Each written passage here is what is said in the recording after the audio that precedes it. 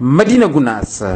ngoɗo wuro dini yankew wuro sunni yankew ngo sinci jiyaɗo Allah moƴƴo woni sahsiraji din Cheikh El Hadji Mouhamadou Seydou Ba yo welliyo Allah won e makko ɗum wadno ko hitande ujunere e temedde jeenayyi e capantati e jeegom tawi noon ina hawri e alkamisa nogas e jeeɗiɗi février kanko oɗo jiyaɗo Allah nde o sinci ngoɗo wuro teddungu o noddi noddandu ndu annabi Ibrahima alayhi salatu wassalam nodduno toon to Makkatul Mukarram e on ñalawma noon o anniyi sincande Allah nokku o taw noon ko wadde ɗum nokku dewirɗo Allah tawi gollete hen tan ko sunna annabi sallllahu alayhi wa sallam tijaniye kañum e jokere en ɗam o woni ɗo noon kanko oɗo jiyaɗo Allah moƴƴo woni sahsiraji din Cheikh El Hadji Mouhamadou Seydou yo welli Allah won e makko tuggude e hitande ujunere temedde jeenayyi e capantati e jeegom ha nde o hooti e joomi ko nde e hitande ujunere temedde jeenayyi e capanɗe jeetati ƴettiti kalifagal ngal noon khalifa makko lomtiɗo hande o hono ceerno Alhaji Amadou Tidiane Ba yo Allah ɓoynimo ɗo e jeese men wondude e cellal kanko ceerno Alhaji Mouhamadou Seydou Ba nde o sinci ngoɗo wuro noon o hoɗi ɗo o waɗani hen juma o waɗi tan ko jama tawi noon ina jeeyano e miijoji makko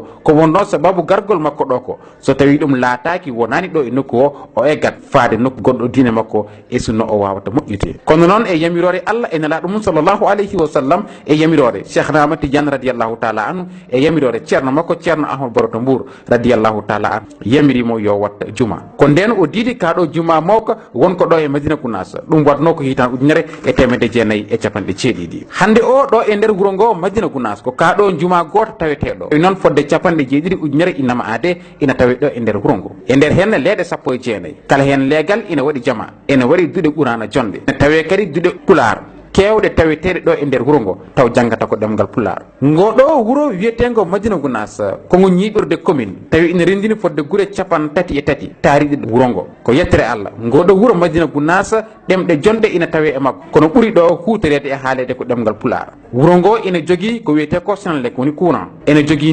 ndiyam ɗamne hayso tawi yonani wuuro ngo saabu ko forage uji ɗiɗi wuuro ngo jogui kono ko goto o woni e yayde woni e yahde hay on wona kewɗo ndiyam rokkata wuuro ngo foof ndiyam ha ɗum yona réseau téléphone aji gonɗiɗo e leydi Sénégal foof kono noon to banggue internet o kam ina yawni e nokku o ngoɗo wuuro Madina Gounass ango jogui centre de santé ene jogui poste santé ko noon kadi brigade gendarmerie ko noon kadi brigade mo sapeur pompier ngoɗo wuuro Madina Gounass ina jogui saktirde ina wiye saktirde Daka FM huɓore ñande kala ina noon tawi noon en ɗofti ko woni ko yamirore kaye kadi wuuro ngo hande ngoɗo wuuro ina jogui laabi mawɗi jaaji taw laabi ɗi kadi ko portiɗi tawi noon ɗum waɗatno ko guila e gurdam jiyaɗo Allah moƴƴi o woni sahsiraji din Cheikh El Hadji Mouhamadou Seydou yo welli Allah wone makko kono e ballal laamu leydi Sénégal walliti hen no fewi sanne ngoɗo wuuro Madina Gounass ko wuuro fergo wuuro sunni yankewo woni sababu ha e ñallugue hande ngue serani e bandiraɓe julɓe guimmoro e jokɗi kala e nder windere nde gam arde ferande ɗo Allah e nelaɗo mum sallllahu alayhi wa sallam kala garɗo kadi